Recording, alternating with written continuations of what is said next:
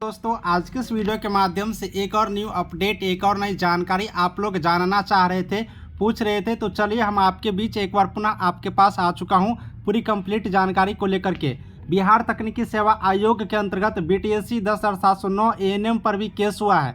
Case की क्या स्थिति होगा, केस कब तक सुनवाई होगा, इसका क्लियर कब होगा, केस समाप्त कब होंगे, किसके पक्ष में केस जाएंगे, क्या अगर केस जीतते हैं स्टूडेंट तो क्या पोर्टल फिर से खुलेगा या नहीं खुलेंगे, कंप्लीट जानकारी आप लोग पूछ रहे थे। क्योंकि अभी हाल ही में केस को मैटर को लेकर के फार्मासिस्ट वाले कैंडिडेटों के लिए इस बार जो पोर्टल खुलेगा वो तीसरी बार पोर्टल खुलने जा रहा है, सिर्फ केस के वजह से। एक बार केस हुआ, फिर दोबारा, फिर तिबारा, दो तीन केस हो जाने की वजह से एक बार पुनः 15 दिनों के लिए पोर्टल खोले जाएंगे। आप लोग कल के ही डेट में नोटिस देखे थे, आपको हम बताए थे और आप लोग को नोटिस आने से पहले ही बता दिए थे कि नोटिस आने वाला है फार्मासिस्ट के लिए, तो आप लोग देख लिए होंगे। अब बारी आती है ANM के लिए, क्योंकि ANM के बीच भी ऐसी सिलसिला हो रही है। इसमें क्या होने वाली है हम लोग थोड़ा विचार करते हैं। सबसे पहले आप लोग इस केस पर नज़र डालिएगा। यही केस अभी तक हुआ है जो कि हम लोगों के लिए एक थोड़ा सा जानलेवा साबित हो सकता है, क्योंकि यहाँ पर आप लोग देख सकते हैं ये जो केस हुआ है ये एक्सपीरियंस के मांग को लेकर के हुआ है। संविदा पे कुछ कैंडिडेट काम किए थे, वही कैंडिडेट एक्सपीरियंस को लेकर के मांग कर रहे हैं। दूसरी बात दोस्तों, यहाँ पर दो तरह की केस हुआ है। पहला केस यहाँ पर और दूसरा केस मांग दिखा देता हूँ। पहला केस आप लोग यही देख पा रहे होंगे, ये केस आपको एक्सपीरियंस के लिए हुआ है। दूसरा केस वैसे ANM जो कोरोना के काल में, कोविड के काल में काम किए थे लेकिन उसका संविदा का अवधि खत्म कर दिया गया, तो वो लोग भी केस किए हैं। दूसरा वही कैंडिडेट जो कोविड के काम में, कोरोना के टाइम में इन्होंने यहाँ पर सेवा दी बिहार सरकार को, तो ये लोग संविदा पर काम किए, तो ये लोग अपना एक्सपीरियंस की मांग को लेकर के केस किए हैं। तो देखिए अभी जब तक हाई कोर्ट का जजमेंट नहीं आ जाता, हाई कोर्ट में डिसीजन यहाँ पर नहीं आ जाते, तब तक कुछ भी कहना यहाँ पर मुश्किल है। क्योंकि अब हाई कोर्ट किसके पक्ष में देते हैं, क्या एक्सपीरियंस मान्य करते हैं या नहीं करते हैं, तब तक कुछ नहीं कहा जा सकता। लेकिन दोस्तों अगर उम्मीद की बात करें, उम्मीद की बात करिएगा, प्रीवियस रिकॉर्ड की बात करिएगा, पिछले कुछ रिकॉर्ड, कुछ पिछले जानकारियों के अपडेट की बात करिएगा, तो यहाँ पर उम्मीद ये जताया जा सकता है कि जो कैंडिडेट एक्सपीरियंस वाले का, ये मैं नहीं कह रहा हूँ, ये कुछ रिकॉर्ड कह रहा है, जो कुछ प्रीवियस रिकॉर्ड है उसके अकॉर्डिंग मैं कह रहा हूँ कि जो एक्सपीरियंस पर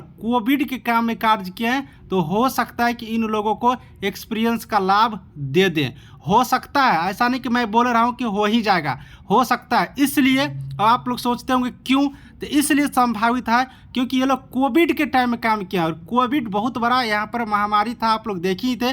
तो हो सकता है कि बिहार सरकार इस पर विचार करके इन लोगों को लाभ दे दे। वैसे लाभ देने का तो कोई विचार नहीं है, संविदा वाले कैंडिडेटों को देने का था। दूसरी पॉइंट इन लोगों के पक्ष में ये भी जा सकता है कि ये लोग भी 11,500 रुपया पर ही जॉब किए हैं, सैलरी लिए हैं, और अभी जो वर्तमान में यहाँ पर संविदा वाले हैं उनको भी 11,500 दिए जा रहे हैं। तो हो सकता है कि सरकार इस पर विचार करके उन लोगों को भी दे दिया जाए।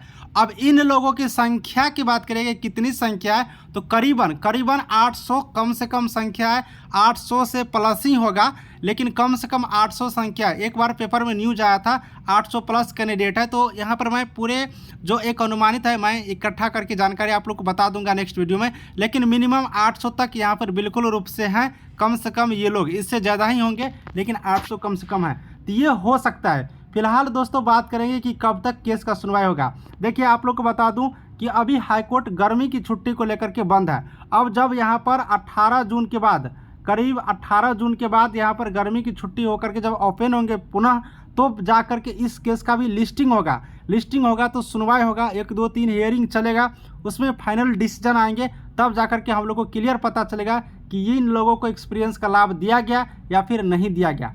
यहाँ पर बात आती है पोर्टल खुलेगा कि नहीं। देखिए अगर इन कैंडिडेटों को एक्सपीरियंस का लाभ दे देते हैं, अगर एक्सपीरियंस का लाभ दे दिया जाएगा अगर, तो पोर्टल एक बार पुनः बिल्कुल रूप से खुलेगा, इस बात को समझ लीजिए। और जो कैंडिडेट यहाँ पर एक बात और बताऊंगा, अगर इन लोगों को एक्सपीरियंस का लाभ नहीं मिलता है तो पोर्टल खुलने की कोई बात नहीं है। अब यहाँ पर बात करेंगे काउंसलिंग को लेकर के। देखिए अगर काउंसलिंग इस बीच में हो जाती है तो इससे ज़्यादा दिक्कत नहीं है। काउंसलिंग डिपार्टमेंट चाहेंगे तो करवा सकते हैं, काउंसलिंग तो हो जाना था, सारा प्रक्रिया आप लोग देख ही हो रहे थे, लेकिन चेयरमैन सर को बदल जाने के कारण थोड़ा सा डिले हो रहा है, आप लोग जानते ही होंगे। तो काउंसलिंग से इससे कोई दिक्कत नहीं है, काउंसलिंग भी होगा, सारी प्रक्रिया भी होंगे, बहुत से बहुत होगा। अगर केस जीतते हैं तो उसके बाद इन लोगों का एक्सपीरियंस का लाभ देंगे, उसके बाद इससे ज़्यादा कोई इफेक्ट नहीं पड़ने वाला है। साथियों, अब आप लोग ये सोचते होंगे कि जो फ्रेशर कैंडिडेट है उसका क्या होगा। देखिए, फ्रेशर कैंडिडेटों को ज़्यादा परेशानी नहीं होगा, क्योंकि इन लोगों के लिए जो एक्सपीरियंस है वो ज़्यादा दिन का एक्सपीरियंस नहीं है, 1 साल करीबन एक्सपीरियंस है। तो थोड़ा बहुत अंतर पड़ेगा, ऐसा नहीं कि अंतर नहीं पड़ेगा, अंतर तो करीबन करीबन पड़ेगा थोड़ा बहुत, लेकिन ज़्यादा अंतर नहीं पड़ेगा। जितना आप लोग सोच रहे हैं उतना अंतर नहीं पड़ेगा, क्योंकि आप लोग ये भी आप लोग सोच रहे हैं कि 10,709 यहाँ पर वैकेंसी है, 3,000 पहले से संविदा पर है। मान लेते हैं कि 1,000 ये लोग जाएंगे तो करीबन 4,000 होगा, फिर भी 6,000 सीट काफ़ी होता है आप लोगों के लिए। तो थोड़ा सा इंतजार करिए हाईकोर्ट की जजमेंट का, हाईकोर्ट खुलने देते हैं, पुनः क्या डिसीजन आती है, क्या मैटर आती है, जैसे कुछ जानकारी आएगा मैं आप लोग को बिल्कुल रूप से इसी चैनल के माध्यम से जानकारी दूंगा। साथियों, आप लोगों के लिए कोई और नई जानकारी अपडेट लेनी हो या कोई और प्रश्न हो तो कमेंट करिएगा, हम आपके लिए नई नई वीडियो लाते रहेंगे। चलिए इस वीडियो को यहीं पर समाप्त करता हूँ। केस से रिलेटेड आपको उम्मीद करता हूँ कि जानकारी यहाँ से कंप्लीट हो गया होगा। वीडियो को समाप्त करता हूँ। Thank you.